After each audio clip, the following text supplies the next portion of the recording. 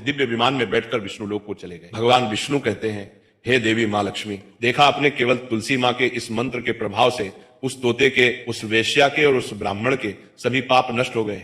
इसीलिए प्रत्येक इंसान को रोज तुलसी माँ को जल देते समय इस एक मंत्र का उच्चारण अवश्य करना चाहिए। हे देवी, वह मंत्र इस प्रकार है, इसे तुम ध्यान से सुनो।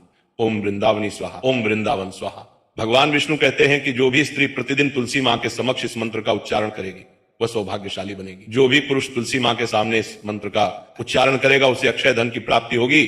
जिस घर के सामने प्रतिदिन तुलसी माँ की पूजा की जाएगी उस घर में साक्षात लक्ष्मी का वास होगा। तुलसी माँ का यह मंत्र राज कल्पतरु है, यह समस्त फलों को प्रदान करने वाला है।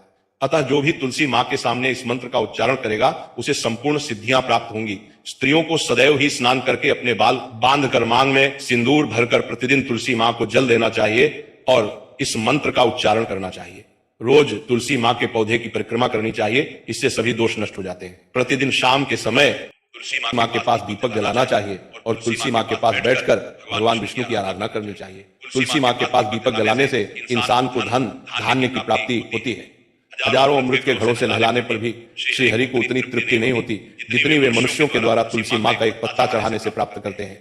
10,000 गाय के दान से मानव जो फल प्राप्त करता है वही फल तुलसी माँ पत्र के दान से पा लेता है। जो मृत्यु के समय अपने मुख में तुलसी माँ पत्र का जल पा जाता है वह संपूर्ण पापों से मुक्त होकर भगवान विष्णु के धाम जाता है। भगवान विष्णु कहते पूर्णिमा, अमावस्या, द्वादशी और सूर्य संक्रांति के दिन मध्याह्न काल, रात्रि और अशौच के समय तेल लगाकर बिना स्नान किए अथवा बिना हाथ पैर धोए रात्रि के वस्त्र पहनकर तुलसी माँ के पत्र तोड़ता है वह महापाप होता है। श्राद्ध, व्रत, दान, प्रतिष्ठा तथा देव पूजा के लिए तोड़े हुए तुलसी माँ पत्र बासी होने पर भी 3 रात्रि तक पवित्र ही रहते हैं। तुलसी माँ का एक एक पत्ता न तोड़कर पत्तियों के साथ अग्रभाग को तोड़ना चाहिए। तुलसी माँ की मंजरी सब फूलों से बढ़कर मानी जाती है।